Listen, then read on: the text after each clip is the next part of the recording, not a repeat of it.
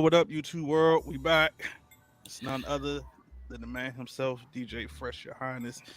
And today we joined by another cast member of the crew, none other than the man himself, Jackal Jordans. What's going on, bro? What's good, everybody, man? I'm back outside, literally. Back outside. We coming to y'all today with Power Book 4, Season 2, Episode 2, Great Consequence. We about to get straight to. What's your thoughts on it, Jack, before we get into it?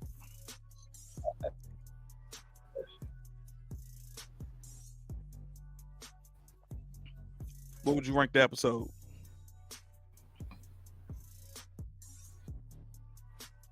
Oh man, Jack having crazy technical difficulties, but we're gonna make it work. So, what's going on, DeMarcus? Glad to see you in the building. Let's get it. Let's just go ahead and get all right on to it. So the episode starts off, as everybody knows from the last episode, of Chewie being unalived by none other than Tommy himself.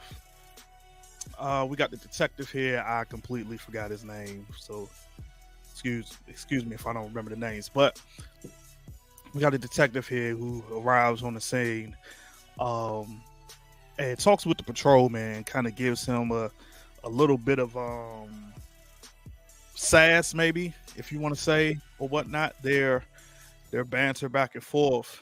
You know, he made it seem like, you know, he was really not into what the patrolman had to say, you know, about the death of Chewie and everything. So I don't know if it's just me. It might just be me.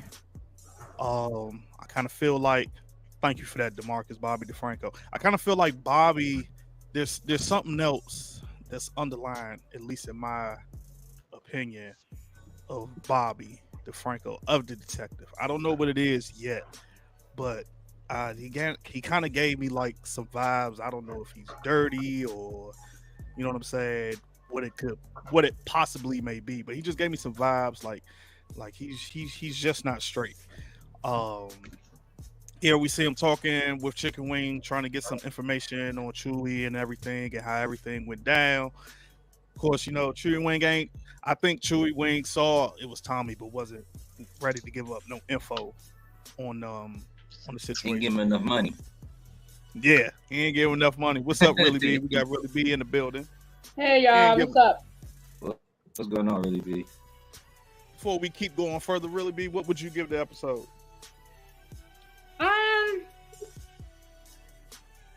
I don't know. I guess it was alright. It wasn't horrible. It wasn't a bad episode. It was just, I just think it's a lot going on. Well, it's always a lot going on. I don't know. I think it's Tommy he just do too much. I guess for storyline and all that stuff, I give it like a 7 or 8. Yeah, I'll probably get about 7.5. Critic, I'm thinking like 6 or something. Dang, 6? Why though? I mean, I don't know. In a brief description. Really, I'm kind of like what Really be. Maybe just the storyline. I don't like the way Jenard is. I don't like the way Tommy is being written. I don't like the way Tommy is being written. I think the only good part. We'll get to that, but I just don't like some of the. I just don't like a lot of the writing. All right, let's get on to it. Especially with the direction they're putting Diamond in. I just feel like once again they're adding unnecessary storylines to complicate stuff. Like, do we really need to give? Like, I guess I gotta wait and see how the season unfolds. But do we really need to give Diamond a new PO that's gonna give him a hard time? Like, that's just, you know what I mean? It's just adding a lot of extra layers. Like, we have Miguel. Do we have to add Miguel's boss? Like, that could have been something we could have rolled into later. I mean, everybody has a boss, but I just feel like they're giving it all to us at one time. Like, we could have seen Miguel in 2 or 3 episodes with his boss. Like, let us believe that him and his grandmother are really the cartel for right now.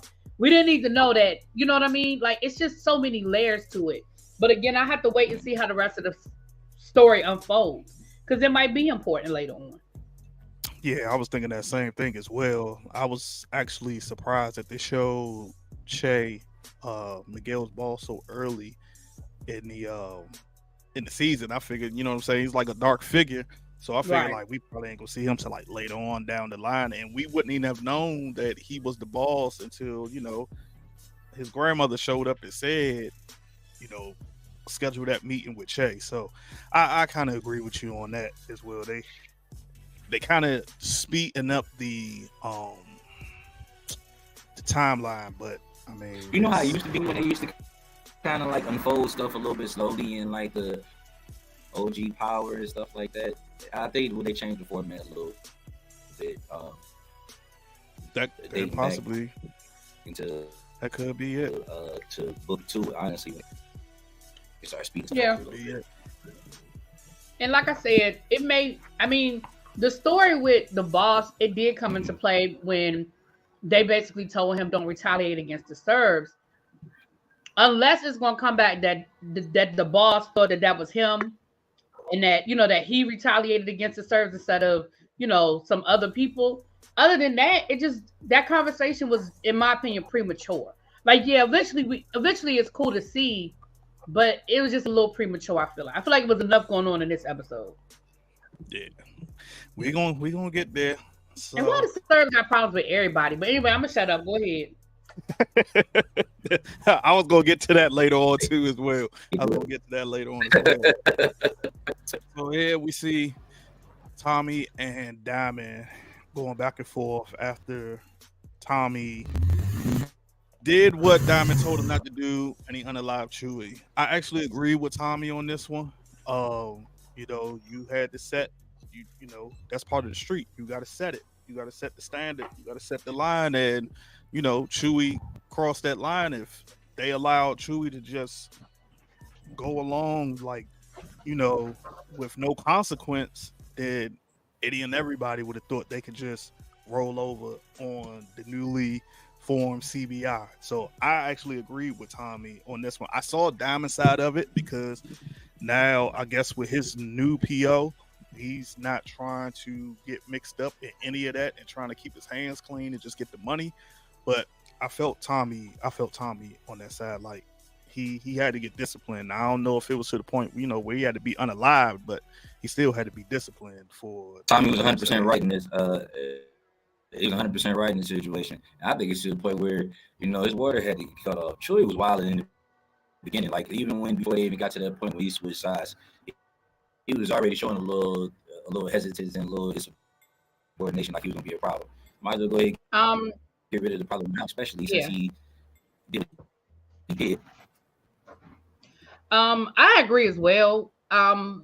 They do that in legit businesses. I mean, not kill people, but if a company splits or there's some sort of a merger or major transition of power, if they don't feel like you loyal, you're fired. Like, that's just a wrap. So, I mean, on the streets, of course, the penalties are a lot more severe, but you absolutely have to let people know that, listen, there's a new power structure, and either you on board or you not. And if you show any signs of disloyalty, then the consequence in the business world is you lose your job.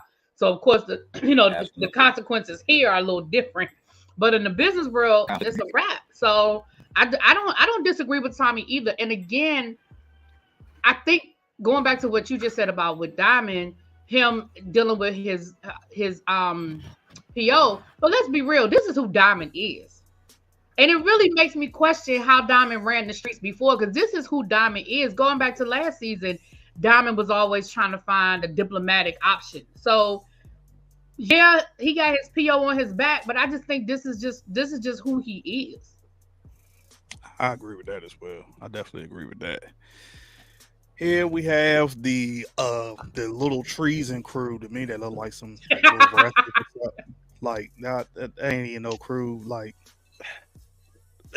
they out there and they need all the practices that they could get, because when they were shooting, they wouldn't hit nan bottle out there. Right.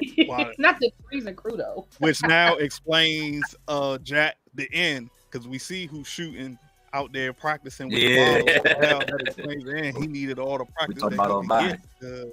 It's clear that none of these Negroes can aim at all. They just picking up the gun and they shooting.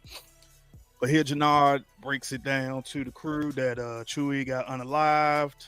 I only that's how that should tell you. I don't even remember the two characters' names that he told. Um, and he, pretty much told them like, they got to back down. No, I'm sorry. He said that Diamond wasn't the one who called it, but Tommy was the one he felt who did it.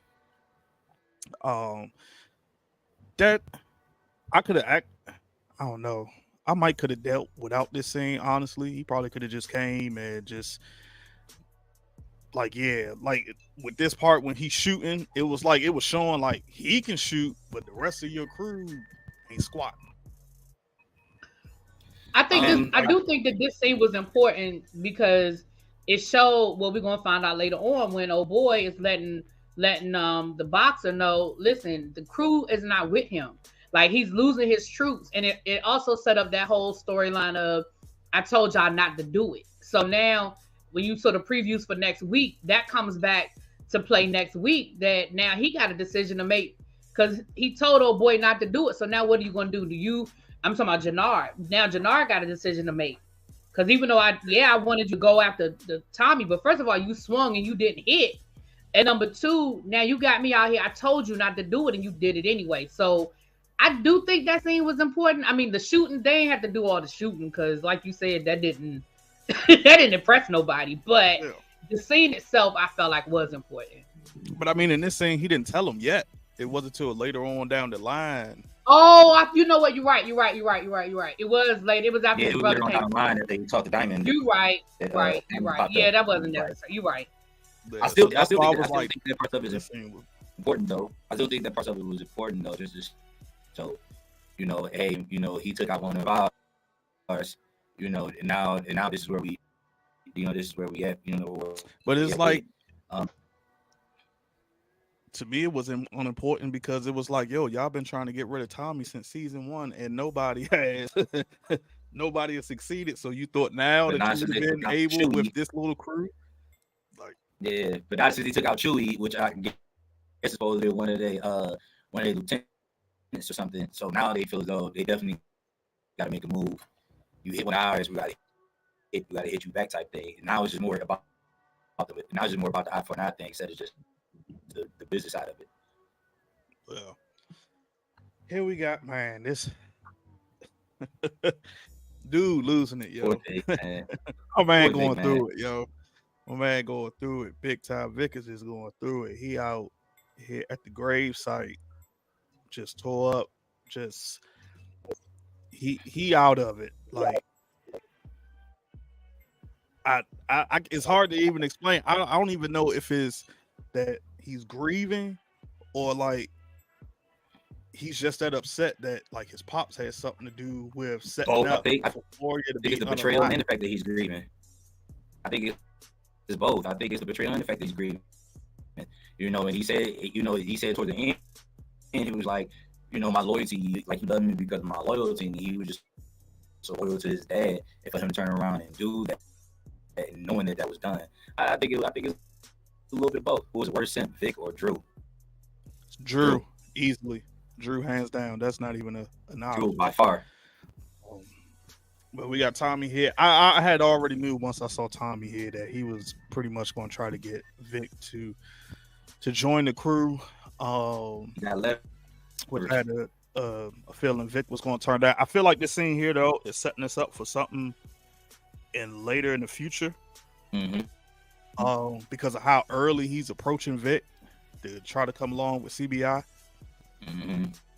I mean, I don't know what it possibly. I mean, of course, just to join the team, but I feel like that's exactly what it is. Like, I feel like it's setting up for something later on down the line where I don't know, they're going to do business or something else going to happen. Because if I remember correctly in this scene, although they didn't show it, I feel like Tommy was looking at Liliana's grave after when they were discussing, about Gloria and the whole nine. Like, he just had this straight face, and that's why I was wondering, like, it seemed like this grave site is so important that they, the way they zoomed in, like how I don't know, maybe he stared off, or maybe Liliana is whatchamacallit right there, but I wonder if later on down the line, I think both of them are going to find out that um, Claudia was the one who had something to do with unaliving Liliana, and then Vic is probably going to find out about, of course, Tommy was the one who put the Dahlia recipe out. I can't stand Claudia, man. She could be a real next Tuesday. I can't wait till her time comes. I can't wait till her time comes, man. Jeez. For glorious Christ. That's true, DeMarcus, but I think still though, I still think Vic still feels animosity at the fact that it was even planned in general. Like it was planned in general by by his father. So I think that's why he still got that animosity towards him, because it was still a plan, although he didn't call it in, but it was still a plan in motion for a hit to take out Glory. And Tommy tried to help him, but of course Vic ain't listening, took that damn Range Rover, and we saw what happened. So here we got Paulie. It's a shame that I've watched this episode so many times and forgot the other guy's name. Just trying to get rid of the pills because I watched it twice. I can't remember. Oh, this is dirty. This right here is dirty. This right here, I feel like it's definitely going to come back on them. It's going to come back on them. I feel like it's going to come back from, because he's trying to get Claude to move it. So something's going to come back on Claude. Something's going to come back from Dublin, as well as where he's trying to move it as well. So this whole scene to me, I just feel like it's all setting up for something to come back, because I think it's going to draw heat since those pills aren't good. Body's going to start dropping left and right, and then that's going to put heat on pretty much just about everybody. And then I think at some point he's probably going to have a whole war with Dublin, the Serbs, Miguel, as well as Tommy and everybody. That's crazy. Yeah. Yeah. It definitely is not going to end well. It's definitely not going to end well. There's your girl, Jack. As we see Claudia. See you next Tuesday. Is it? I mean, it's a crazy thing, man. She wants to be the head of the family, the head of the household, like so bad that she's willing to do anything, say anything, and screw anybody over. To prove a point to who? Not to Walter. Is it to prove a point to herself that she can do it? No, she's still trying to prove it to. She's still trying to prove to her dad she got daddy issues. Like she's still. You saw how she knows something's not right about when her father came to her. I know I'm jumping ahead, but she knows something's not right. But she's so desperate for her father's approval. She did exactly what he wanted her to do. Exactly. That's exactly what it is. And here she finds out that they're still in trouble with Dublin, which also, while I remember why, because it looked like at first Paulie wanted to tell Walter not to take those pills because like his facial expressions, but I think Walter jumped on it so fast because he got to pay that money to Dublin. I'm about to say he's desperate. Everybody need money except for Tommy and Diamond. Which is weird to me. Which is right. Everybody desperate. Everybody is desperate, but whatever. Tommy and Diamond got all the blocks now. DeMarcus, I can agree with that to a certain extent because she actually uses her brains instead of running off emotion. So she probably could run the organization, but I think one of the main reasons why Walter doesn't want her to be the head and run the organization is because, which I hate to even say, is because the fact, number one, she's a woman, so it's gonna, to other organizations, they're just gonna look weak, and Walter doesn't want that. So that's why he kind of wants Vic to take those reins, because he wants to keep the organization looking strong as possible. And And that's why she got to be more ruthless, and that's probably why she's more ruthless, because she's a woman. Yeah, that's right. And to be honest, let's be fair. Flint knows that his daughter is the better option. He knows that. But again, like you said, whether it's his own personal misogyny or if he really truly feels like other organizations won't respect her, but I don't think he respect. It'd be different. I could even see, like, we have seen no scene where he's like, look, I know you can do it, Claudia, but they're not going to let you. And so I'm trying to, like, he's not coming at it from that angle. So that's why I don't really feel like he's concerned about other people. I think it's him. I think the large majority of it is how he personally feels, because I'm not seeing him say anything about, I know you can do it. You're my daughter, and I know you can run the hell out of this organization, but they're never going to let it happen. So I mean, we got to keep Vic in there. I think he just really wants Vic to, and he knows Vic is weak. He knows Vic can't do it.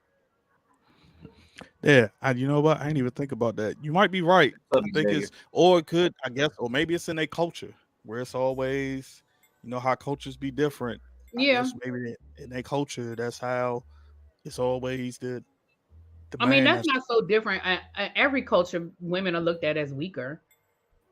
I mean, in some cultures, some cultures have moved a little bit faster, but at the end of the day, women have that problem across the board, even that's true. Everywhere. So, some cultures are slower than others, but even in quote unquote advanced cultures, we still don't. I mean, look at us. Look at our country. We still elected Donald Trump over Hillary Clinton. Yeah, that's true. That's definitely true. What's up, Xavier? Tommy even borrowed money from Diamond.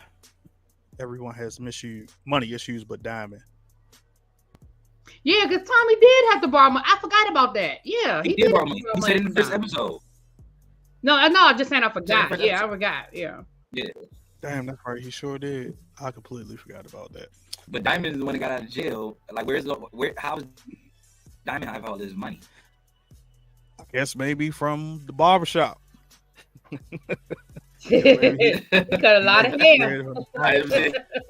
He got it because he got the new Escalade. You see what type of shoes he had on. But Tommy's borrowing money from Diamond. How was Diamond the only one that's sitting well, and was the one that just got to jail? Maybe he just got it stacked up. But here in this episode, in this scene, we see Diamond come into the Treason's hideout, and we got Lil K and Raheem, which it was like, to me, that's how I look. I'm like, and that's weird this season, how like all of them they got these, like, Jenard drives around in this fancy high-end Lamborghini, and Diamond got the big Escalade, and Miguel and all them, but y'all in these like little hideaways that's like, I don't get it. But anyways, as it's we obvious see to get to Lil K and Raheem, as Diamond comes in to talk to Jenard, and Diamond pretty much lets Jenard know, in a sense, he ain't had nothing to do with Chewy, to try to call off because he already knows it's going to be retaliation back on Tommy, to try to call it off. And this scene right here, when he looked over at the money, I think that's when he told him, like, he realized, like, Jenard don't have that much money, so it's stupid for him to go to war because he's not going to win. He doesn't have that much money, and he's in debt to the Serbs and Miguel. And remember, Diamond knows that he owes Miguel money, because that's the first thing Miguel said when Diamond went to go see him last week. He was like, "Oh, you here to ask for an extension too?" And Diamond was like, "What you talking about?" He was like, "Your brother was here earlier talking about he gonna be short." So he already knows that that his money funny. On top of when he tried to give Serbs that project, he found out then, like, right. His brother said this was owed to me. He's like, well, that's my brother. That's you know what I'm saying? Right. So he know he in too deep and he over his head. So that's why, like, when he tells him, like, this a war you ain't gonna win, Jenard look a little scared here. And he should be. And he should be. Because he realized he too much over, he over his head. You got two connects. He is overextended. He is overextended. What'd you say, Jack? He definitely don't have the soldiers because he definitely don't have the soldiers. I mean, just think about it. They took shots at Tommy twice, and they missed both.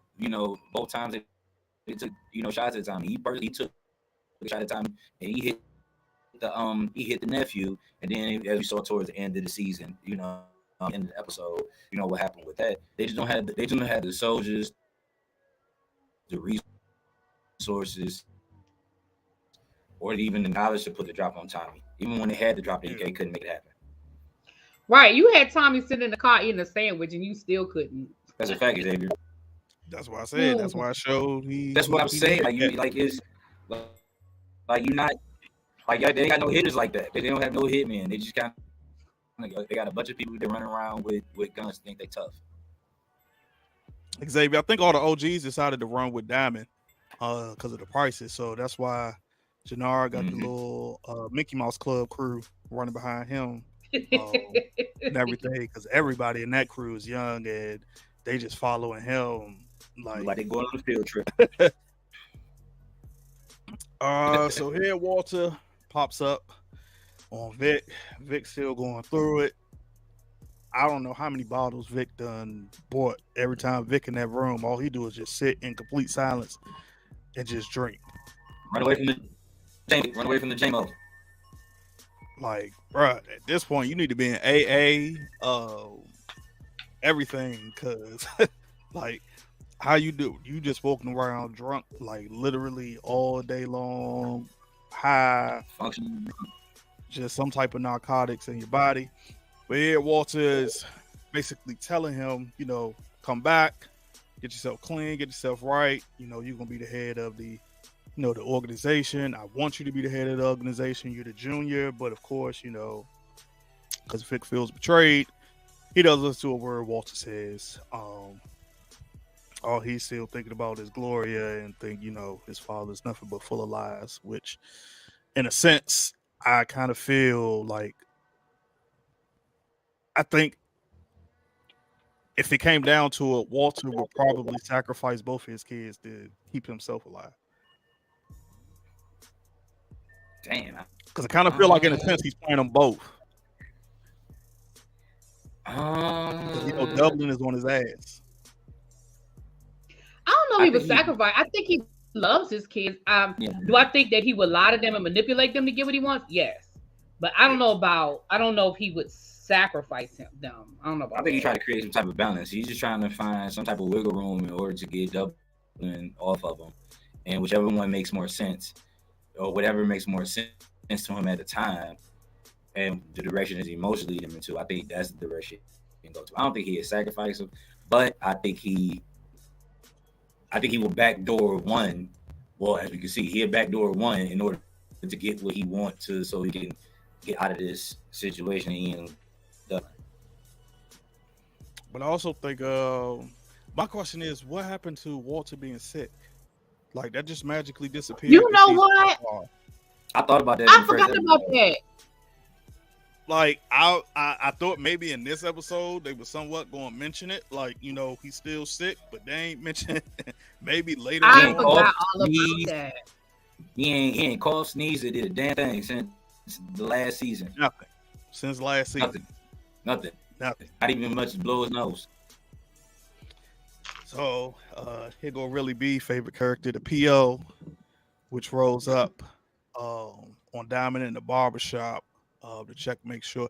I kind of feel like what Retro said last week. Is it possible that he is working for treason, or he's working for somebody? The vibe he's giving off is just like, because like he's just too serious. Like, I know POs, they just don't show up to your job to make sure, to take a piss test. Like, it's something else. He's definitely going to be a player, I think. Like, it's something else. Like, it was just weird that he just showed up, like, just say, oh yeah, you got to take a piss test. Normally they tell you to come to the office to take a piss test. Well, they never show up at your. I don't think they show up at your work because they don't really want to put all your business out there like that. They definitely show up at your home, but they don't show up at your job. But I think this PO is definitely up to something. he knows something or knows somebody, and he's keeping a close eye and ear to everything Diamond is doing. Yeah, and this is just me. To me, this scene when Tommy walks in was just unrealistic because it's like a full black barbershop and the white boy comes in out of nowhere and just like, oh yeah, I got a cut by him, and it's like, It depends. It depends. My barbershop is a little, diverse, but I also live where Belgian Pot is. Southside Chicago might be a little bit different. I think Juggernaut had to clarify that. But it is a little weird. but it's also I didn't understand how Tommy didn't realize that was his PO. Like he had a big badge. I didn't around his neck. understand because it's obvious that he Well, was this just is- like it was obvious. But I thought that's why Tommy was being all like proper and shit, because I thought he did realize it. But then when he texted him and was like, yo, this is my PO, go by yours. Because I thought because since when does Tommy walk in and be all, I mean, unless he's trying to be funny, but he was like, hey, yeah, I got a 12 o'clock appointment with you. Like, I don't know. I mean, I know they had that You think meeting. because of but the I customers? don't know, because I could see why Tommy, and walk in and was like, yo, you ready? He walked in on some real, professional Yeah. type thing. Do you think that's because of the customer? It could be possible, Jack, because it was because of the customers. Because I think every Yeah, time 'cause they've it was met in the customers. barbershop, it was never nobody It was in the empty. barbershop. Yeah. except for, Maybe like, that's what it members of was the then. I don't know. Because that's what I thought at first. I said, oh, he knows that that's the PO. And then, like you said, but then he didn't. So I was like, okay, well, maybe not.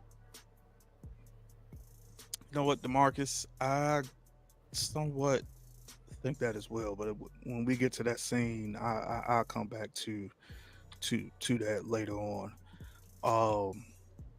I'm trying to figure out now why Power has gone away from showing like the text messages on the screen and now actually showing the phone. I don't know, but I'm just so used to seeing it on the screen that now they like showing it on the phone. It's kind of weird. So in this scene right here, we got Jenard counting up the money, which is technically supposed to go to Miguel. And Little K and Raheem roll up on him to tell him about, unaliving Tommy. And this is when Jenard tells him, both of them, to fall back. And Nah, ain't the time. I felt like Jenard, although I guess, because he's the quote unquote boss and the leader, I think like if he had probably went into a deeper explanation on as to why not take out Tommy right now, they might have followed him. But it was looking like Diamond shows up, he talks to you, now all of a sudden the hit's gone off Tommy. So it made it look like Diamond was still running, like Diamond is running CBI and treason. He is. That's how I looked at it. I felt like he probably should have went into like a little more deeper explanation, and they That's probably exactly the way they looked at it too. Because if you see later on when we get to that part, he kind of mentions some things about Jenard and how he's running things. It's true. How your brother show up and then all of a sudden you went from nah, we gonna go ahead and take care of this. Your brother shows up and now you like nah, it's not the time. Whether right or wrong, I'm not saying that Diamond wasn't right, but either he should have came up with a more creative way of explaining that to him, or he should did it anyway. Nah, I think he should have just explained it more. I just look weak. Yeah, and I think that's probably exactly why. Like, I kind of want the little K dude to just to get unalive anyway because he's been annoying, and to me, he has like the Napoleon complex. Like he want to be the boss himself or something, whatever. So, but as we can see for next week, he don't get. He's a spit off of Chewy. Yeah, he spit off of Chewy. Jenard gets that tech from Miguel. 9 a.m. Don't be late. Like he said, he in over his head. He was counting up that bread, but he just saying way over his head, and that's when he realized, like, that's when it really hit him again. Like, I'm a little bit too far. Diamond's making sense. Here we got Walter showing up to Claw's place, where he's basically now, since Vic turned him down, basically run a game on her to run the organization as well as let her know that, Vic was the one who told him about Dahlia. Um, I kind of felt like he was lying when he said he was mad about Dahlia. But at this point, like Really B was saying earlier, he's manipulating right now, trying to do everything to get Dublin off his back and get that money to them ASAP. Open. Oh, sorry.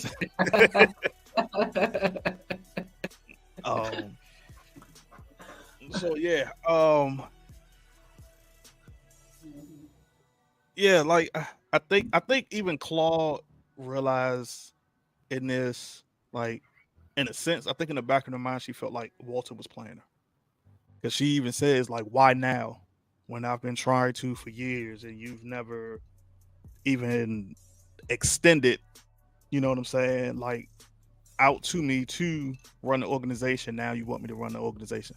So I feel like she knows, like if there's an end game or there's something else behind him wanting her to run the organization, but she has no clue, and she's trying to, especially that she knows about Dublin, so that's why she wasn't hesitant. She was so eager to take it because she's trying to make sure like she stay alive, Walter stays alive. I don't think she really care about Vic, but she's trying to make sure, you know what I'm saying, that they all good. Right, DeMarcus, she'll willing to do anything to protect her father and keep the Flynn organization up and running. So, of course, after speaking to Walter gonna tell her, my man down bad. When I seen this part, I said, damn. I said, bro, homie is down. Yo, and then Claudia took the knife, took it out, put it back in, and twisted it. Claudia is brutal. For what she said, she was like, all you do is run, and obviously you can't do that good. I was like, ooh. Yeah, she willing to do any and everything now at this point. And Vic even told her in this scene, he told her straight up, he said, he's going to play you. He said it then. He's going to play you just like before. But she's so hell-bent on running and leading the organization that she's not listening to her brother and think, you know, because her brother is grieving and he's a drunk and everything, that what he says isn't true. But he tried to tell her, and of course, she didn't see till later on in the episode what he said was pretty much true. Like, yo, he's just running game on you, like he's playing you, but you're so blind and so hell bent on running the organization, which to me is crazy because, like Vic said, both of them could have just ran their own organization themselves. Like, he could have been the muscle, she could have been the brains. Y'all still have the Flynn name. Like, hell, we got CBI and treason. Y'all could have branched off and did your own thing. So, but they were so hooked on Dahlia, and once that went down, it was just kind of like, I wonder why they got rid of Dahlia so quick. Because at that point anybody can make it. Once Tommy had his brother leak it. I wonder why the writers kind of got rid of it so quick when it was pretty much a superstar of last season was Dahlia. So I'm wondering why the writers got rid of it so quick. I mean, I guess that's the way how she gets back into the Flynn organization or whatnot. Yeah. That possibly could be it. It's Raquel about disrespecting Vic like Raquel does. I don't know. She did violate him. A little bit. She did violate him huge at this bar. She violated him at this bar, but we haven't seen Claudia violate Raquel like Raquel does Lou. So, and Raquel does it with both of her brothers all the time. Like, it's all the time with Raquel. Yeah, like 24/7. Claudia don't do that. She strip away their masculinity. Claudia don't really strip away his masculinity. Like, but Raquel, she's something different. So here we got Tommy pulling up on Miguel to give him the money for all the work that they they sold to pay the connect back and everything. It was kind of, I guess I don't know how I felt about this scene because it was like, why did Miguel have to come outside? And then also, which I forgot his name, his second in command, who told Tommy like, "Hey, we know who you are. Like, my people from New York said, such and such." So I felt like there was something else with that little jargon right there. There was something, but I didn't understand why Miguel had to come outside to get the bag when he could have just took him inside. Remember, Miguel came out the last time when Tommy and Diamond showed up. Remember, he came out because they wasn't gonna let. Remember, Tommy was about to get into it with old boy last time. That's right. That's right. But I agree. I think they had a different conversation that they wanted to have, and they never got around to it. I do agree that there was something brewing. Yeah, because as we see, the Serbs come through shooting that, of course, nobody can aim. Everybody just shooting. And as we see, this scene right here had me so upset because the way when he got shot, you would have thought like it was a serious injury, and it was nothing but it was like a flesh wound or something. Yeah, I said the same thing. I thought it was like something real serious. I thought it was like, okay, he would have to get surgery and all this other type of stuff. I was like damn, Tommy got hit. Hospital. Once they told him to take him inside, I figured like he even had to get surgery. Yeah, Tommy gonna be out for a minute, but he gonna force himself to work even, in the hospital and all this stuff. And the man basically had a flesh wound that got sewn up. I think they missed the opportunity here. Honestly, I think the writers missed the opportunity with Tommy to letting him get hit like that. But that's just me. So here we got Miguel and Chico.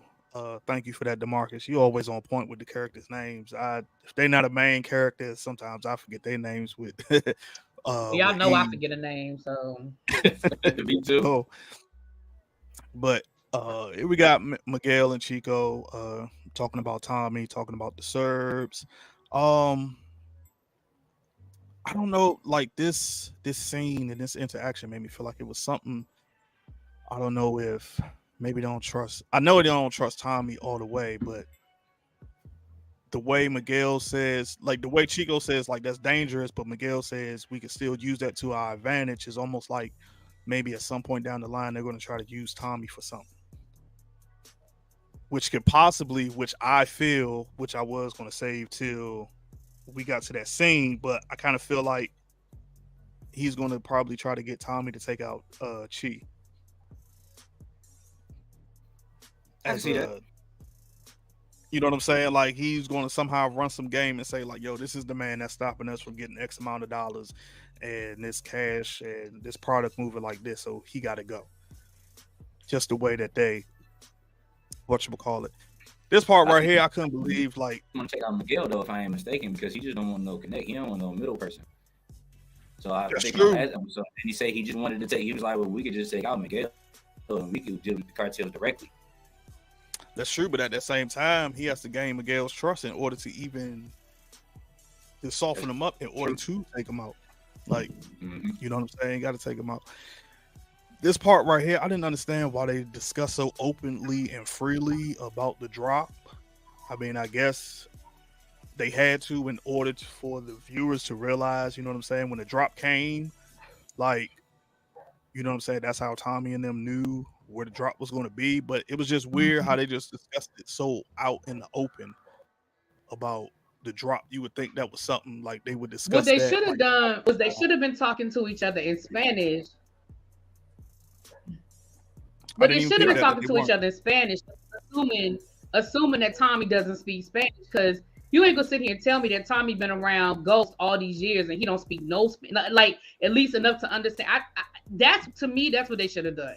They should have had them talking in Spanish and then Tommy telling Diamond, and Diamond like, they said that in front of you. He was like, yeah, they think I don't understand what they're saying. Like that to me would have been a better way of playing that. I agree with that 100% because as you see, he was playing possum and acting like he was knocked out and Right. listen to the whole plan while he getting stitched up. So that's why I was just like, I didn't understand. I was like, man, why y'all discussed it out so openly?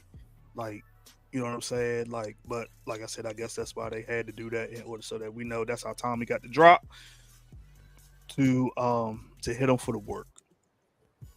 As they're walking out, and that's why I was just like, you know what I'm saying? And then this also like the way Tommy was walking, it was just like, bro, you just got stitches, like, and you didn't get shot in the leg. You got shot in the stomach. He was walking like he got shot in the leg, like he was limping, and I was just like, bro, like you just can go on your way that easy. But Right. They didn't show her giving him no pills, no drugs, no nothing. I was like, so he just all right. He just gonna get up and walk off like it ain't nothing. flush room, like I think it was DeMarcus that said it earlier. Tommy is a superhero this season. Right. He is. He's just a superhero. He out here like Luke Cage. Right. Did they? I don't think that they did. I don't think Miguel ever said her name. I just know he said grandma, but I don't think he ever said her name. Nah, they just said Abuela. I don't remember them saying her name either. Yeah, I remember them just saying Abuela, but they ain't never. Yeah, so this is who I thought was the boss. Me too. I did too. She walked up like a Black Widow. Yeah, I was like, okay, so she the boss, and it was fun. I didn't even think it was his grandmother. I thought it was his mom when she first popped out. So I was like, okay, so this is the boss until she said, you know, set up the meeting with Shay, and I was like, well, I would think that they giving us Griselda tease. Yeah, it was giving me a Griselda, you know what I'm saying, Griselda vibe. It was giving me a whole Griselda vibes. I also felt like in this scene, like when they go back and forth near the end, like Miguel has a certain expression on his face, like he wants to be in control of everything. Mm-hmm. Like I wish I had the video clip because then I would play it and you can see exactly what I'm talking about. But like after they have, because she tells him like, you know, we still got to show that the organization is strong and everything. It was like after it ended, it was just like he just had like this. It's hard to explain, but he just had this facial expression, like, you know what, like everybody, like you're trying to tell me what to do, Chase trying to tell me what to do. I just want to run the organization and everything the way I want to run it, and everybody is stopping me. You know, yeah, DeMarcus, she don't trust Tommy at all. Neither does Miguel. But then at the same time, I felt like Miguel was kind of throwing that out there to her to use the context that Tommy did just save his life. You know what I'm saying? If it weren't for Tommy, we might not have had Miguel. So to me, this scene wasn't necessary either, but I understand why they had to do this scene because she is so actively trying to get her task force. Something with the task force.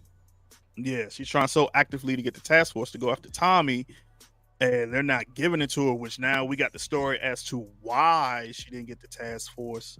In the first place is because of all of the speaking out against the CPD, you know, on how they treated people. So I get why she didn't get a task force, but at the same time, it's like I feel like this scene could have been just a little bit shorter. And then also earlier in the when they're in the what is that, the boardroom, I feel like it's some type of animosity between her and that Asian guy, because when the Asian guy said, you know, I can make a couple of calls, get the mayor, etc., she's just like, nah, I'm gonna handle it. So I'm not sure where that's going, you know, but I just feel like it's some type of animosity there between them two. My girl, yeah. You got Lil K at the gym, and it's a shame. Shanti telling Shanti the whole rundown on treason in the crew and how nobody.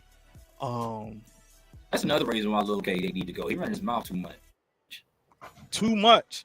And even said to her, I know that's your man. And it was like, and then at the same time, and I was looking at Shanti like, I know you can box. I know you're a boxer.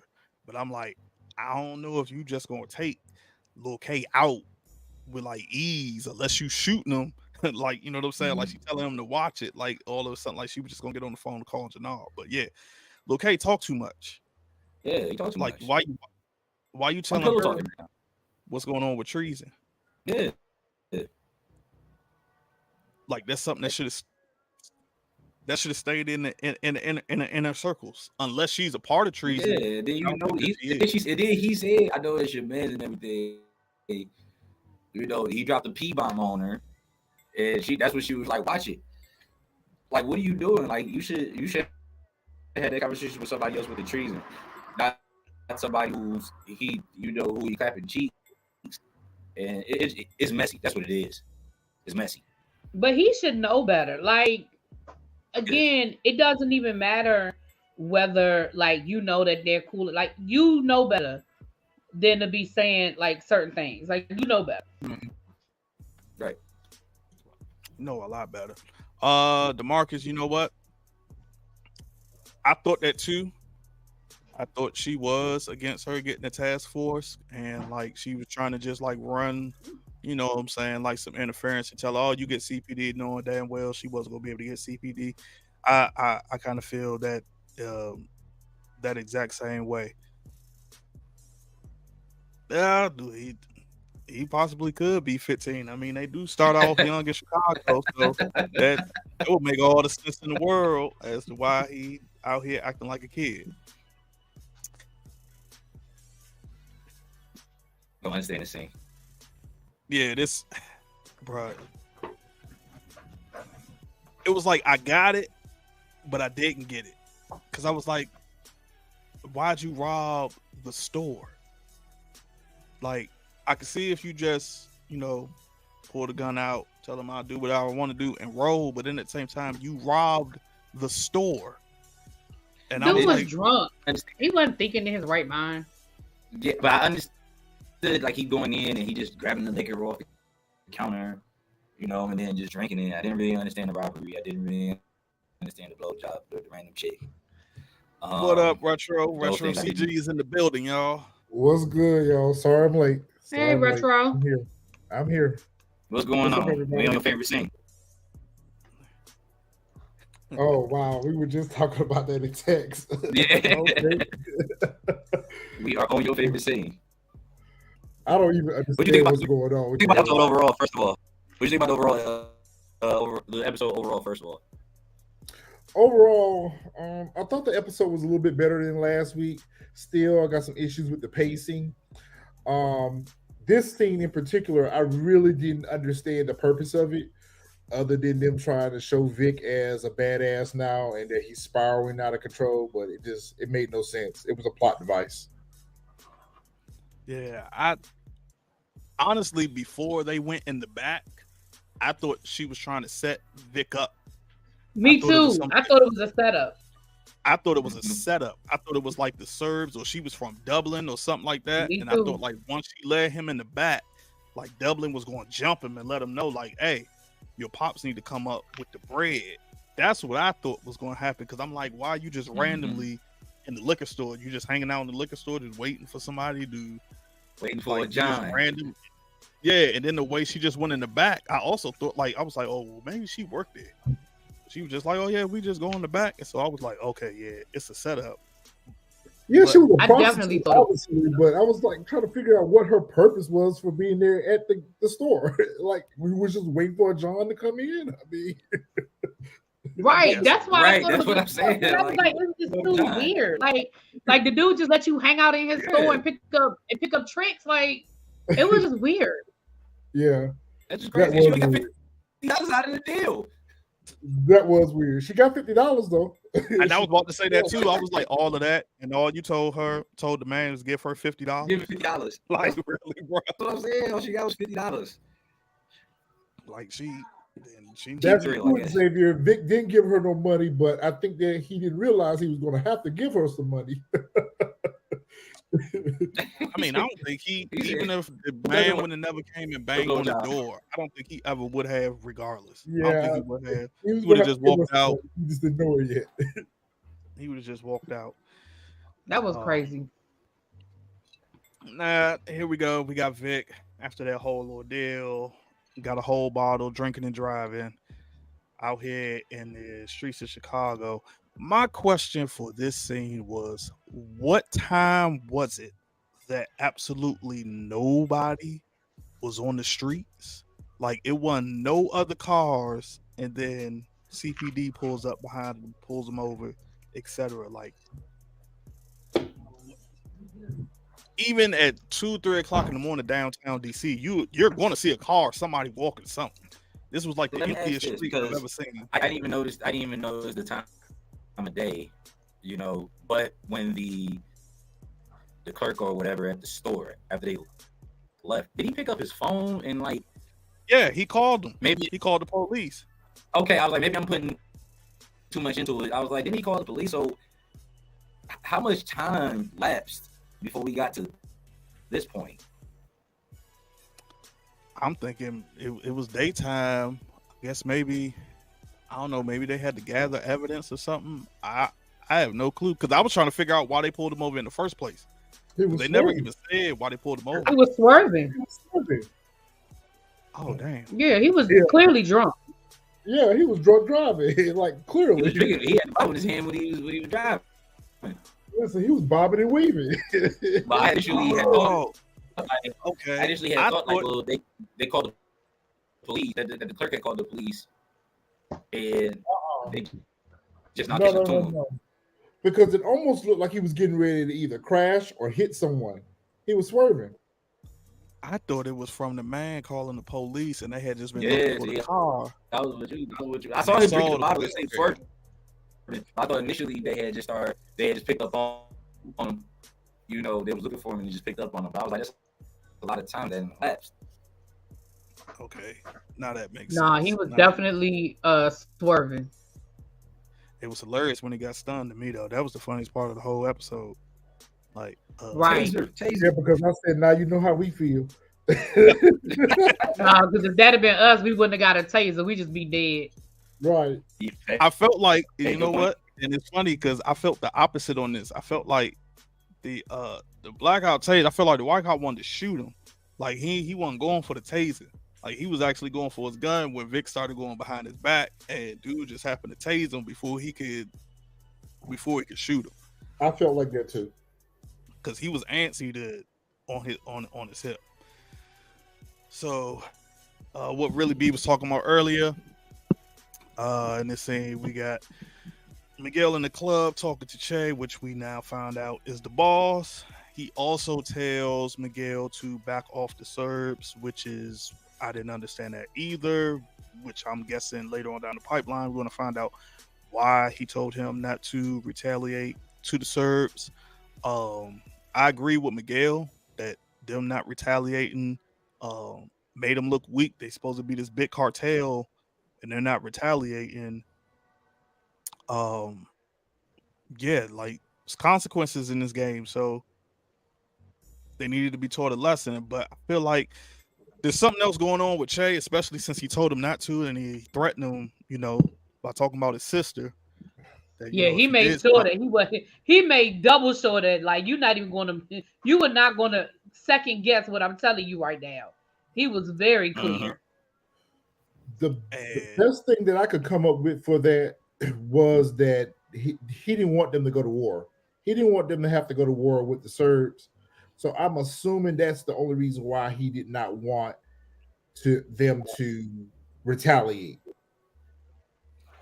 I mean, yeah, but It don't make sense, but that's the only way I could spin it in my head as to why he didn't want them to retaliate. So They don't have tell- enough tell- soldiers.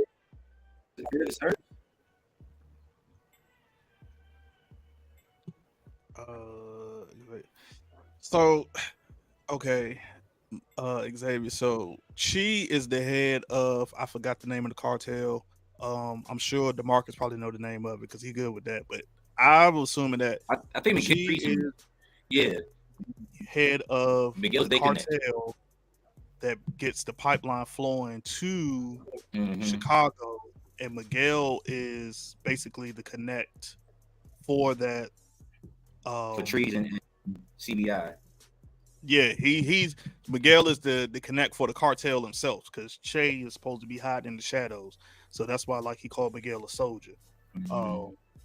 And the way, like I said, the way he told him not to respond, that's how I took from it. I don't know. So in the criminal world, the connect is basically the person that hands the drugs out to everyone else. So Mhm.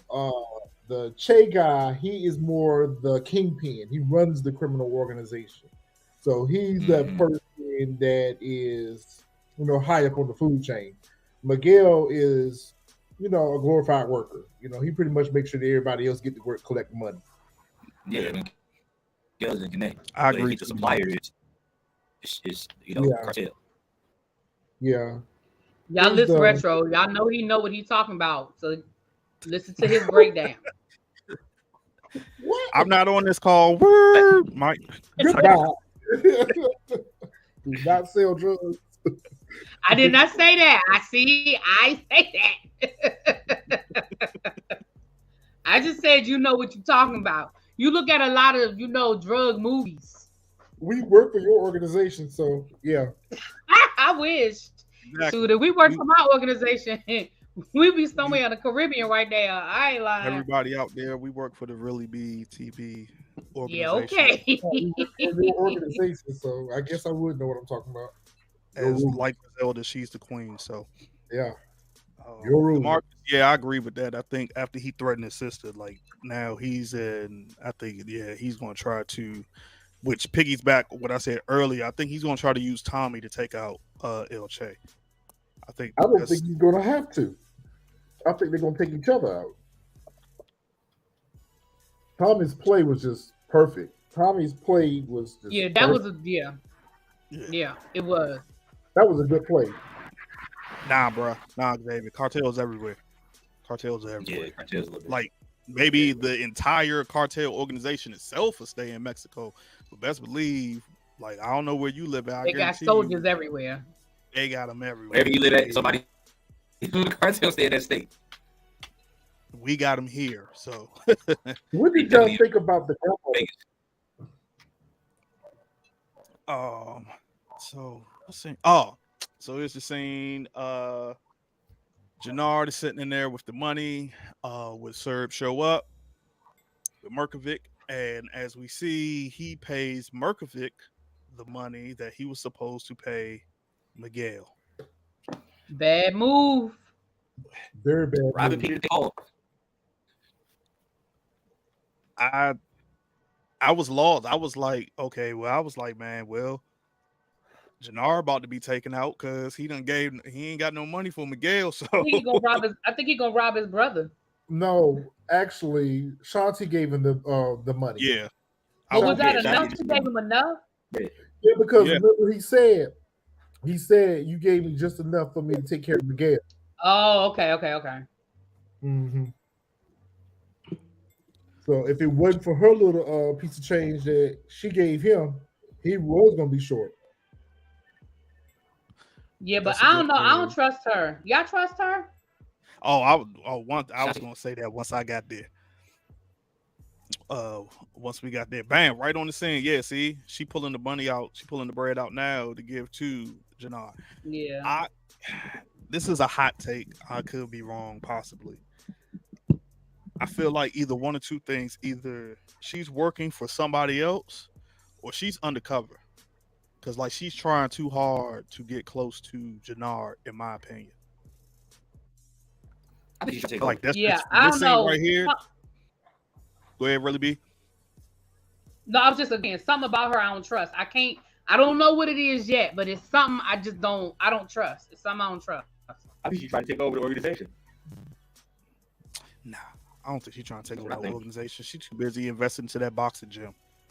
I just feel like it's May have seen her last season.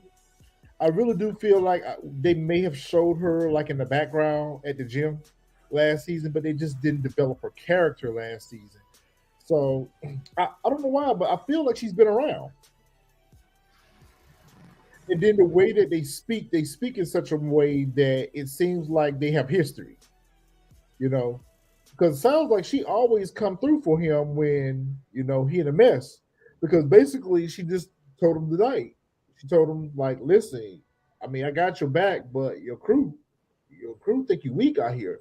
So it seems like she's kind of always been that go-to person for him.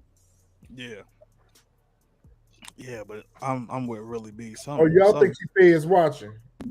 I don't know if she a Fed or she working with somebody else. Nah, I don't think it'd be Diamond. Uh, something I don't know, man. It was just this scene right here. It was just like you just like y'all quote unquote just somewhat, although like you said they got history, but y'all quote unquote just somewhat got into a relationship and you just giving him all this bread off the jump so that you know what I'm saying, like to pay to connect. Like it's just I don't know, man. I just feel like she trying too hard to reel him in to let like his guard down or something. And then like she built I won't be surprised if she's a Fed in later episodes or she's an informant or something. I won't be surprised. We got Vic. Here's this is what I didn't understand about this scene right here, but I guess Walter kind of explained it. It's like you're this huge criminal drug lord and you're just randomly sitting outside in broad daylight outside of a police station. Like you're not tied to no violence, drugs, nothing. And like and he said it, that the people is he got people on his payroll in there, but it's just like really? You just sitting outside of a police station like this with Like Marcus is right. like just out in the open. But that's what he said. He's remember last season he walked. Didn't he did it last season? Didn't he have to go down to the police station or something? He's not afraid of the police. He got him on Right, payroll. got He don't police on care. payroll. Did he walk into the police station? Got police on I don't know. payroll. I get all the shows mixed up, so maybe he didn't. But I mean, he got him on payroll. He ain't I ready to go remember down he to the had police the station. I remember he had that officer on payroll, but it's still like at the same time, it's like that's probably what it is. But here, you know, he gave Vic that BS apology, about Gloria, etc. And bringing him back in the family and everything. Um, Vic tells him, only way I'll come back in the family is Glory. I mean, not Glory. If Claude's not involved, which as we can see, she burnt that bridge with that that mention of Gloria at the bar. Like Jack was saying earlier, how ruthless she was. Took the knife and stabbed him in the back, twisted it and everything. So I think at that He point sure he was like, did. yeah, I don't want nothing to do with her no more. But at the same time, I think it shows like he's so far gone. Like he just out there. Um, I feel like so this scene, which was weird. So I don't even remember her name, but we know that she is a guard from the prison Yeah. when Diamond was in prison, and of course now he's out. But I feel like the way they quote unquote kind of zoomed in while she was snorting coke, I feel like either one or two things is going to happen because remember his PO had just came early that day to get a piss test. I think either at some point Diamond may end up like fall, because she offered it to him, but he didn't take it. Kind of feel like either Diamond's going to somehow, I don't know, maybe it spills on him or, he actually goes ahead and snort it because he's having a bad day or something's going to come along the lines where like that's going to be found. Yeah. I didn't think about that until you just brought it up. I think that's very, very possible. I did feel like it was very. I did feel like they made a point to show us her snorting the coke. And again, when she offered it to him, I was thinking in my mind, I'm like, why would you offer Diamond coke? He was like, am I still Diamond? Like, at no point did any of us see him since he's been out of jail. I don't even know if we seen him with a drink. Like he just so I feel the same way. I'm like, yeah, it's something either his PO gonna search and find it, or something's gonna get him hemmed up. Yeah, because I only remember him in the first season. I don't even remember him smoking or anything. So, like, that's why when they showed it, I was like, the way they zoomed in on it, and she offered I it definitely to him, feel like there's a it's like, reason. there's definitely a reason as to why she did that. DeMarcus, that could be true. She could help them move product through the prisons, but it's unless you know what now that you said that, DeMarcus, you just made something else pop up in my mind that we see that she snorts. They might end up doing that, and she might end up like I don't want to say not stiffing them, but I don't know, taking some product or something. Since we see that she snorts, she could be also one of the people that might be end up taking one of them bad batch of pills that Walter's trying to sell off. Because there's some type of significance as to why she got this whole thing. King is an actual king's a drug empire. It's not a hereditary monarchy. Claudia and Vic are not qualified. Yeah. I think Claudia is. I don't think Vic is. I think Claudia could run the empire. I agree, really. B. She could, because like I said, she thinks with her mind versus over emotion.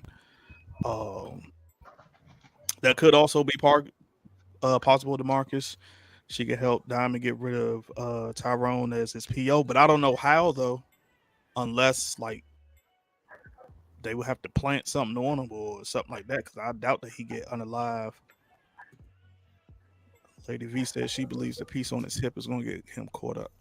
I thought about that as well, but I don't think he carries it around 24/7. I think he only carries it when like he's going into situations where he has to meet up with the Connect and stuff like that.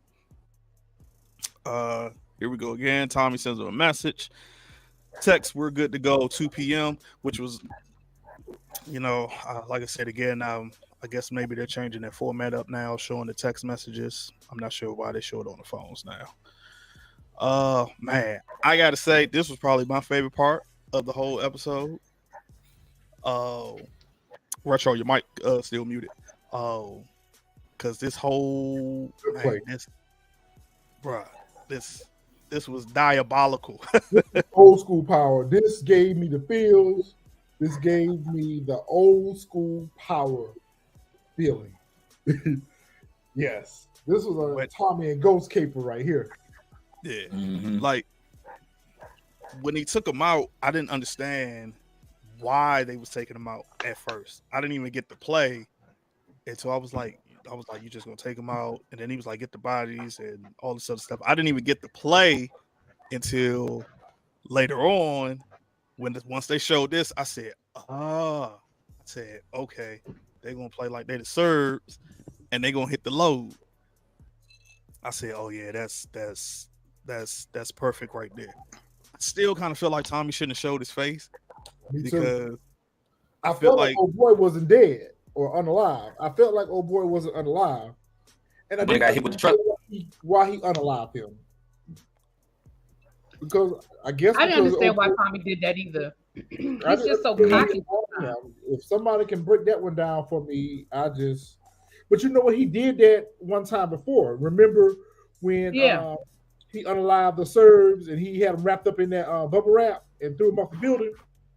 He did the same thing that time. I guess he wanted them to know who took them out. Mm-hmm. I still don't understand why he got rid of old boy. He had to. Wow. Wait a minute. You talking about the one that he showed his face to? Yes. At that point, he had to, because if he ain't take him out, he would have easily went back and told Miguel who it was that hit him. Yeah, I mean, I get that part. I didn't understand why he showed his face, but I came up with a theory. I probably am going to be wrong about it though, but I feel like Chicken Wing is somewhere around there, and once they find them, you know what I'm saying, the bodies and everything, Chicken Wing's gonna be the one that's gonna later on down the line is gonna be like, oh yeah, it was white man that came through and did this. You know what, Lady V? I had a thought about that too in that scene, because I really thought that text message that Diamond had sent Tommy was to tell him to get rid of the PO. Remember when he was at the barbershop? Yeah. Back to sample, I was like, okay, this text is for Tommy to go ahead and take him out for me. Yeah, that PO got to go because he's a problem. Before we get to that next scene, my question to y'all is, okay, so they took the work. My question is, what the hell they gonna do with the work? Because they can't sell it to Miguel. So who they gonna offload it to that Miguel's not gonna know they got their work? Good question.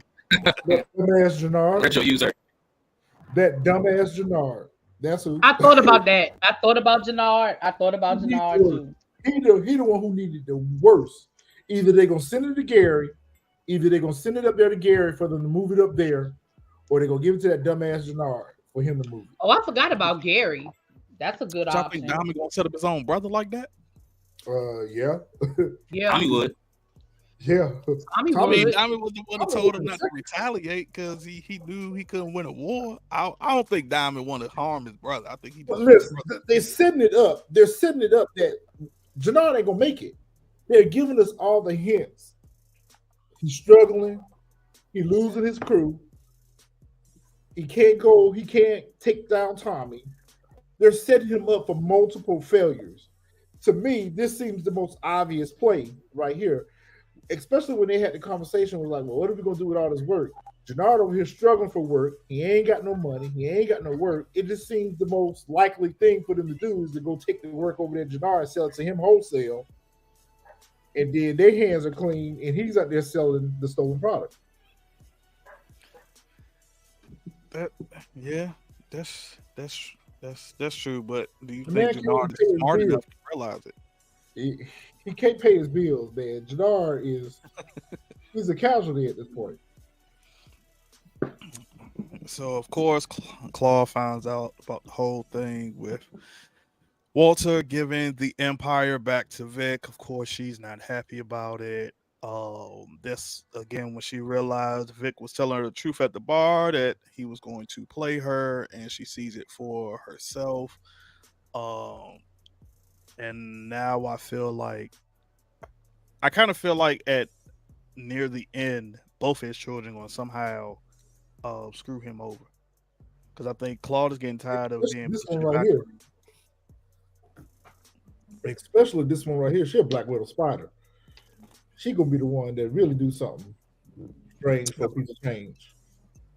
That's what Jack was saying earlier. At this point, she don't care no more. She just doing any and everything. Yeah. Nah, she don't. You know what? I wouldn't even be opposed to her being the one to unalive him. Because I think she know about his sicknesses and stuff. I think she gonna be the one to get her daddy on up out of here, because that when she was with old boy from P Valley, when she was with him, she was pumping him for information, trying to find out, what was going on. She's going to exploit that. She's going to use that to her advantage to try to, get her father out the way, because ultimately she wants to take control of the organization. And then I want to respond to Xavier's comment about if Diamond wanted Jenard unalive, he should have done it last season. I don't necessarily think that Diamond wants Jenard unalive per se. Mm-hmm. What I'm saying is Jenard's actions and the way he's moving in these streets is going to culminate in him being unalive. Whether Tommy or Diamond does it, I think that what's going to end up happening, either them Serbs going to take him out, one of his own people going to take him out, It just Yeah, it he don't got too look many good. enemies right now. Miguel, people, he got Enemies, too many yeah. enemies. Yeah, you do. Yeah, And it way too might many Know too even enemies. come much. to the fact that Jenard wises up and come get back with CBI because treason ain't doing nothing I'm for about to him say I over could see a situation where there. Diamond has to save him. Yeah. Yeah, Treason. Trees in the Mickey Mouse Club. So Yeah, that's the Mickey Mouse Club over there. I don't know what they doing over there. they ain't got nothing going on. So Miguel, this is when I was like, oh man, like you said earlier, I was like, man, this Brendan seems so Doyle. great. Yeah. Miguel shows up, see the truck there, see it all, and I like how they focus. I probably should have got that scene. How they focused on the truck being shot up in the front with all the bullet holes that make it look like. Because remember they got hit earlier, and how that's also immediately he went to, you know, it was the Serbs, and then he unmasked them, and bam, boom, they show it's the Serbs, and that's when I said, "Oh man, I would have never put the two and two together that that's what Tommy was playing." But I'm still trying to figure out how can they, although so you got two dead Serbs, and then you got the two people from Miguel's crew unalive. It's like I'm still trying to figure out. So what? All four of them just shot each other up, I guess so. Someone took their last breath. unless they realize the guy from Miguel's crew got ran over by that truck.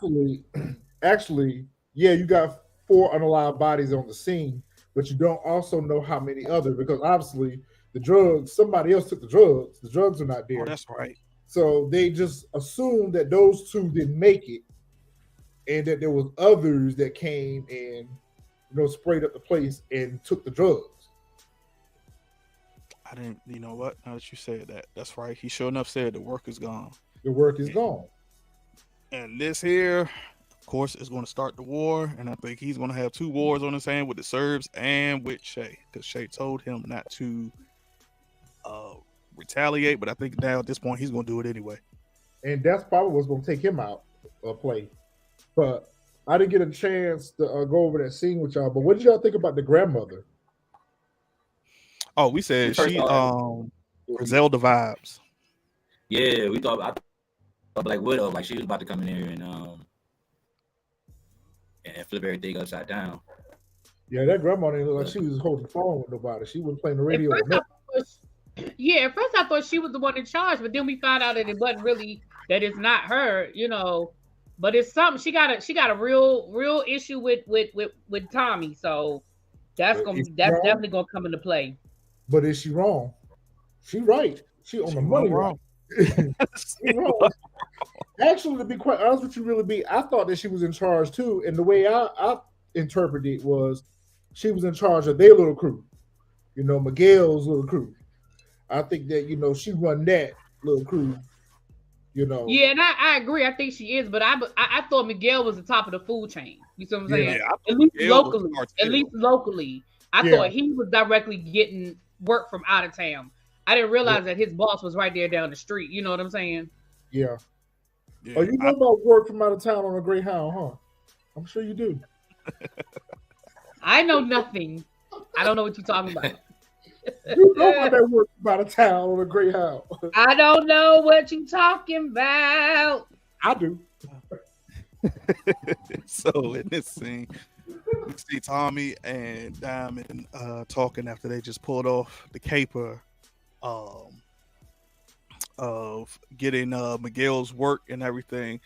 And I felt like in this scene, like this is where Tommy got a little bit more open because, Diamond was saying, like, don't you want to see, this money? Don't you want to live enough along to spend it? And Tommy basically said, he wakes up every day, ready to get taken out. And I think like it just shows like because there's nobody around him. Everybody around him that's been close has gotten taken out from. Well, I mean, he took out Holly himself. But Holly, Liliana, everybody been in life. everybody ghosts, like they all gone. So I think at that point, that's why he was saying, like, man, it's whatever. I also still feel like he's still grieving Liliana because he's so hell bent on revenging her death, which I don't want to say is weird, but it is in a sense. I'm gonna tell you what's weird about it. Because at first I thought it was weird because Tommy didn't even like Liliana, but he really found out last season that she was a rider and she was a day one. But it's how they write his character because he was on the same crusade with Lakeisha when she got unalive in power. It's just copy and paste. Yeah. They're copying and pasting how they're writing his character. He's just so shook up and torn up about Liliana. He's got to get revenge for her. And we spend 2 whole seasons of him chasing Tasha, only for them to make up in the end. I hate when they do this with his character. Tariq is gonna be an uncle and retire. I don't think Tommy can retire. Nah, Tommy can't retire. Can you like what is Tommy gonna do all day? Like what retire and do what?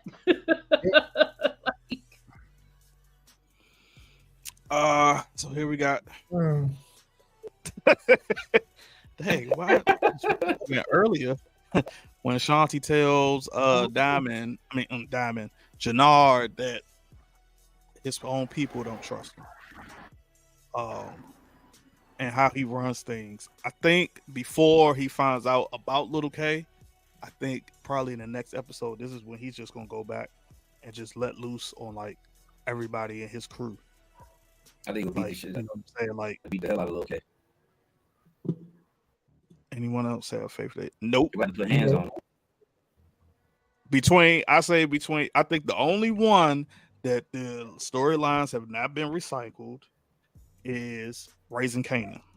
Between And that's why it's special. Force and Power Book 2 Ghosts, I think they're just going to keep recycling because they're connected in a sense. Like Raising Kanan isn't really connected to these two, where Force and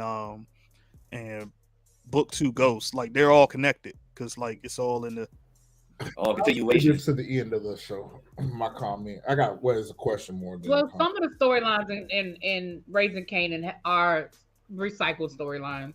The dirty cop, the family dynamic. It's just that it's just flipped. It's just the woman running instead of the guy running it. But Rock got the same people pulling at her that Ghost had pulling at him. It's just inverted. You're right. Yeah. I didn't even think of it that way. Vic still down bad, as we see. He out here drunk. He's as a skunk. down bad. Still driving, drinking and driving. He out here at the gravesite talking to Gloria, which he answered my question because when I watched it, I feel like he had an end game of coming back so easily into the organization, which we find out he's coming back just to tear down the Flynn organization. Yep, just to take his daddy down. But he gonna fuck it up, so it ain't. We gotta worry about it. He gonna fuck it up. He gonna fuck it up. So here we see Tommy sitting in the car, chilling at a light. Which to me, it was just like I was still, like I said, everybody know Tommy drives around this. Tommy need to get a new whip. Exactly. That's what I'm like. Yo, everybody knows he drives this blue, loud muscle car, and y'all trying to tell me that nobody can find this man, nobody can see him, nothing. And then the way he's just sitting at the light, lacking, eating a burrito, like. And then dude had he got a whole joint with it with extended with a switch. With the extendo, missed. Yeah. With the switch, it missed. Yeah.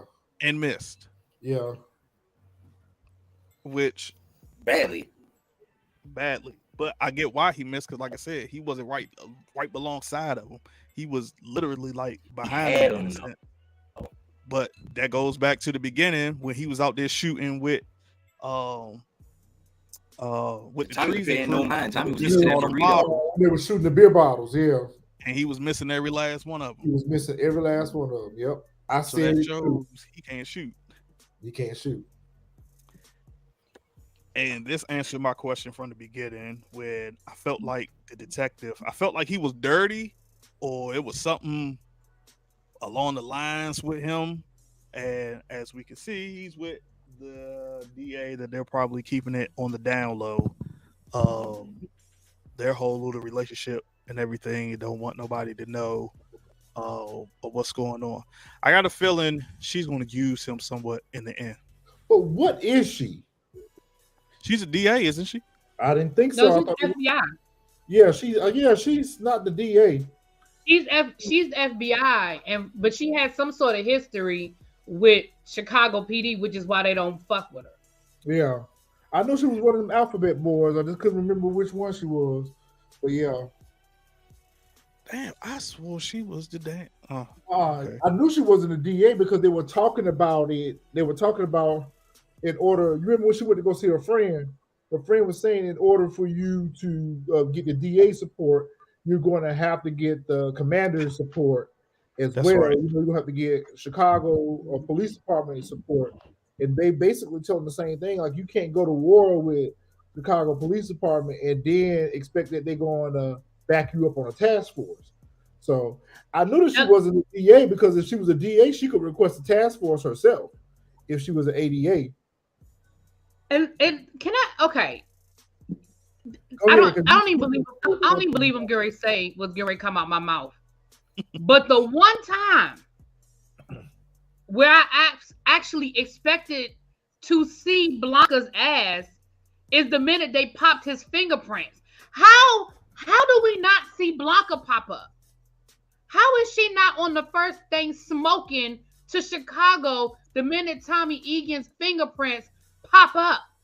In the system. The mere fact that they think that he's alive, the mere fact that they think that she's alive, she's been trying to mount a RICO against him all this time. She wouldn't be on the first thing. You took the words right out of my mouth. And the fact that Tommy played them for dummies. Like, they thought Tommy would. They remember Tommy made a deal and then played them stupid. Like, how are you not on the first thing? I said of all the times that I expected to see Blanca, we ain't seen her.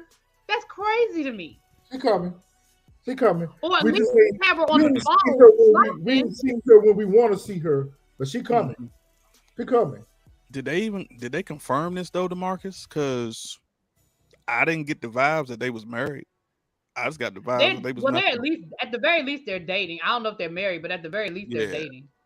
That's the vibe very I least got. they're sleeping around. Yeah, that's the vibe I got from that. And I don't feel like they're married, because if they were married, everybody would know they were married. And I got the impression, because when he got the call about the shooting, he was like, "I gotta take you home." They sneak links. He's sneaking around. Right. Remember he said, "I gotta take you home." If they were married, it wouldn't be a big deal for her to at least be in the car. He might be like, "All right, you can't get out the car," but like it wouldn't even be an issue. But the fact that he took her home, that's the part that I was like, maybe that's why I feel like maybe they. And maybe they're not hiding it, but they're not advertising it either. And then I also felt like he would have answered that phone on speakerphone. Yeah. Like through Bluetooth. He wouldn't have just answered it and just had it, up to his ear. Which, as we can see, which I knew was going to happen. The little girl gets hit, Yeah, all hell's going to break loose now. All hell's going to break loose. And the task force is now going to see.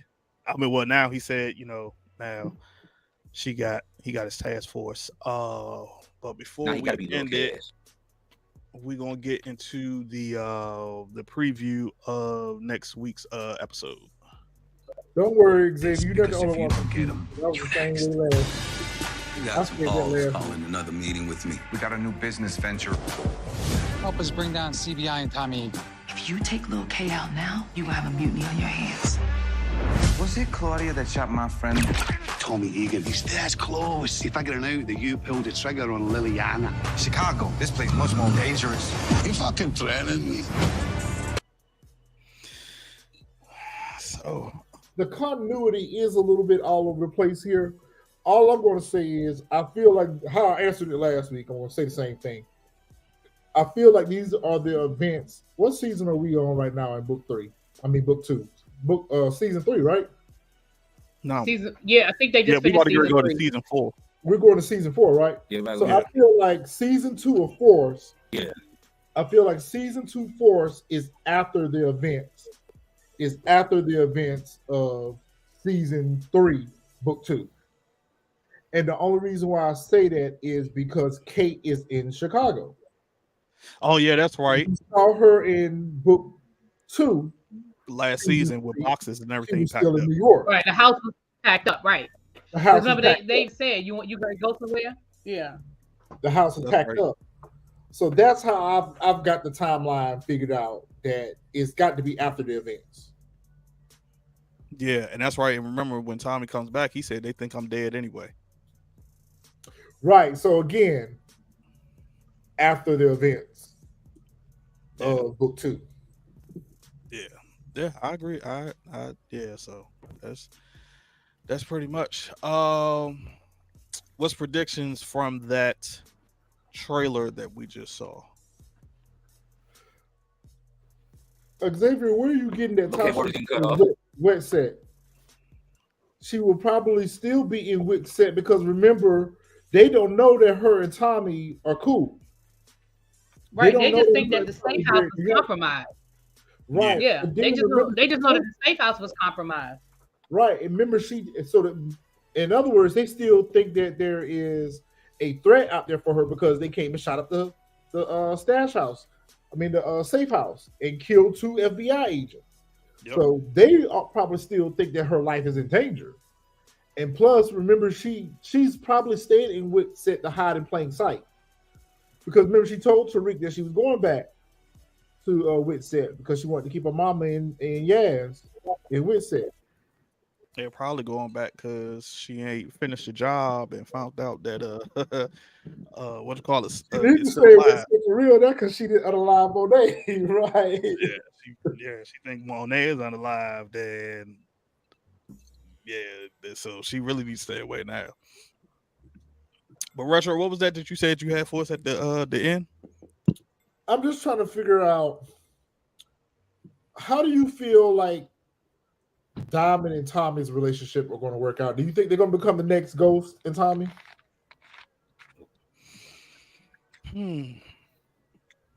Because they're writing his character where he's the Ghost, and Tommy's still Tommy, the hothead that's ready to go out. Characteristics, but I think they're going to show some characteristics, but Ghost is just like his whole persona was just slickness, and that's how I got the name. I don't think Diamond wants to shed any blood or anything like that. Ghost had no problem doing it. He just wants you to know that Ghost will get his hands dirty. Yeah, he wants you to know that he did it, but let everybody else know he didn't do it. That it wasn't him. Like, I just think that it's just like the personification of the characters is just too different. In order for them to say they have the same, they probably have the same thought process when it comes down to, well, don't do this, let's think about it, because Tommy is such a loose cannon. So they both, ultimately want Tommy to think before he actually do something. But I don't know, but Diamond is both has absolutely no life. Though. I say yes and no, only because I'm sorry. I say yes and no. The reason I say no is because Ghost was the one you could tell was in charge. On this, you can tell Tommy is quote unquote the one in charge and not Diamond. Like, Diamond is trying to play that backfield and like, hey, we're supposed to be 50-50 partners, but Tommy gonna want to do what he's supposed to do anyway. Because remember, Tommy when he's supposed to come to meet Miguel, because Diamond told him fall back, but he came anyway. And Diamond told him not to take out Chewie. He did it anyway. So I think Tommy, that's why I say no, because it's like, if it was Ghost, he would have been like, all right, I'm not going to take out Chewie or whatever, because he knew Ghost ran it. Tommy runs this joint, and like Diamond is just whatchamacallit. But at the same time, I see what Retro was saying, because the writing is giving it that feel. It's like it's another version of Ghost and Tommy, because Diamond is like the one that's more mature and more smart, and Tommy is still Tommy. Yeah, he's still Tommy. Yeah. He's still the hothead and everything. My answer, honestly, depends on how long the show gonna run. I think they're definitely gonna have that contentious, Tommy does what he wants to do while Diamond is more methodical about it. But I feel like if the show runs more than 4 seasons, then they're not going to have any other choice because they're going to kind of run out of storyline. And I think that they're going to definitely have them split. But I feel like for this season and for next season, it'll be tension. They may even get into some arguments, but I don't feel like they're going to straight up become enemies. But if we move, just like they did with Power, we always saw the power struggle between Tommy and Ghost. But it wasn't until those later seasons where they had a straight up, okay, it's me and you, me versus you kind of thing. So honestly, I feel like that's what the writers are going to do. I don't think the writers right now have a plan for that, but they definitely going to keep showing us that tension. That's what I really don't have no predictions for next week other beyond what we saw in the preview. I do think that Tommy is going to be brazen enough to continue to, go after the Flynn family, and he's going to put Walter on notice.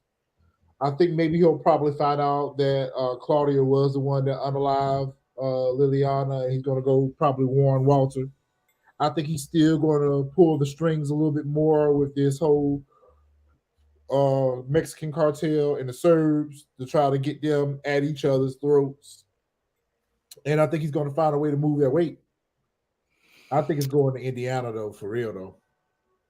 Yeah, that would be the smart move. I kind of feel like, especially the beginning, the one where him and Jenard have that exchange, I think I just can't pinpoint what it is, but I think something along the lines where like either Jenard's going to realize he's in too deep.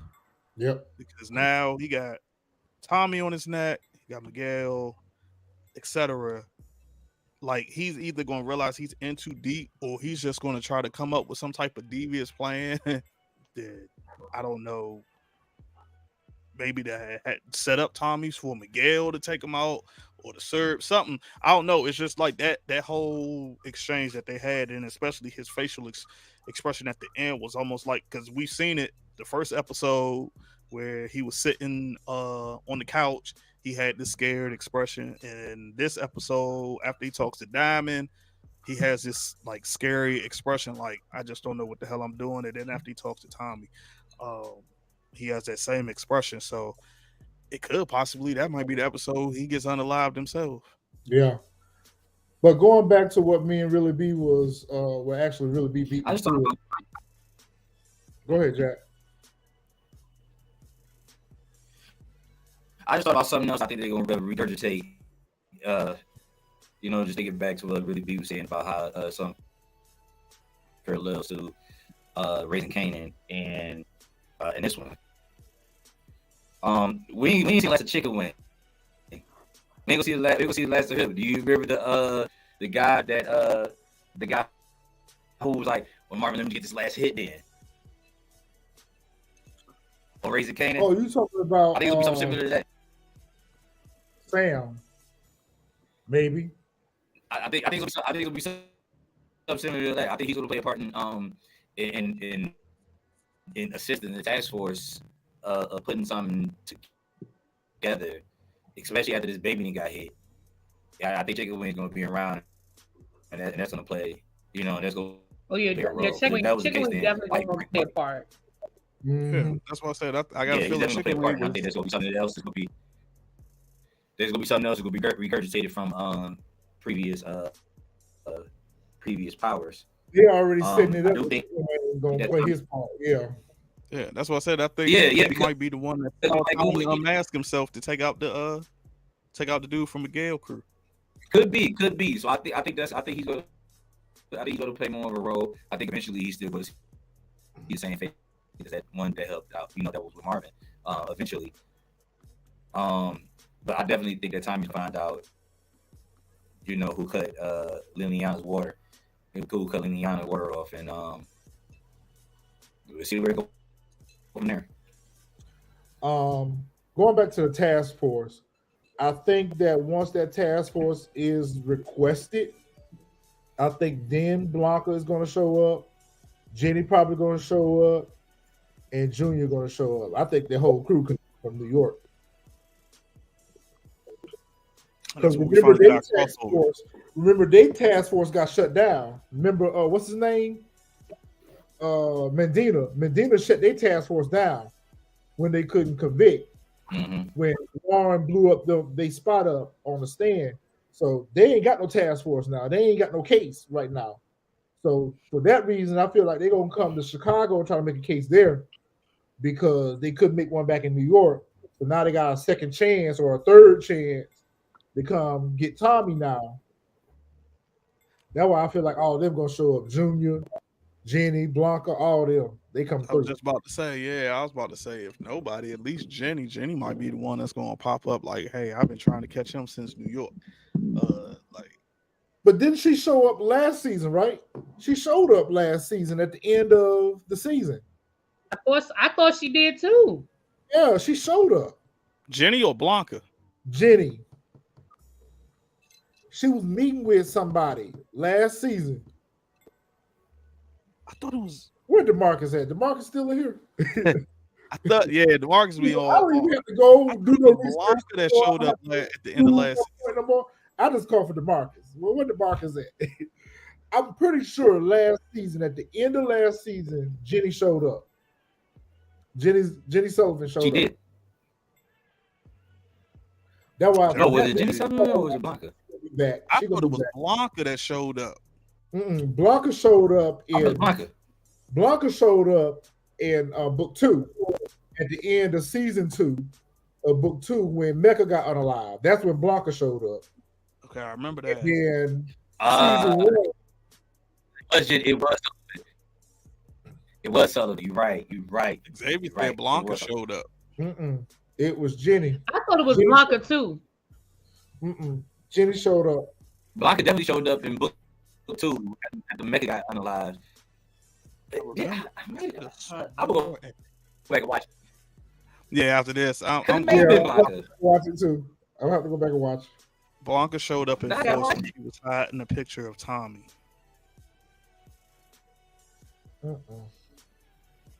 I thought it was Blanca too because I remember us saying, "Why is Blanca always?" I remember us having. I thought it was Blanca, but I could be wrong because I only looked at it one time when it happened. So I'm pretty sure it was Jenny. Me too. DeMarcus to tell DeMarcus, when you watch the playback, let us know in the comments.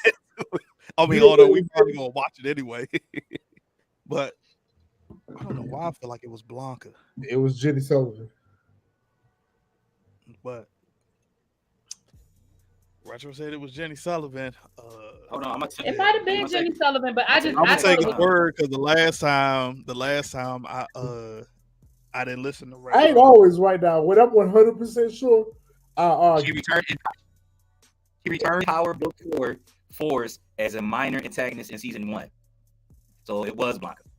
It was Blanca? According to the Stars Power Fandom.com. It was Blanca. According to the highlighted blue area. That ain't canon. That's fake news.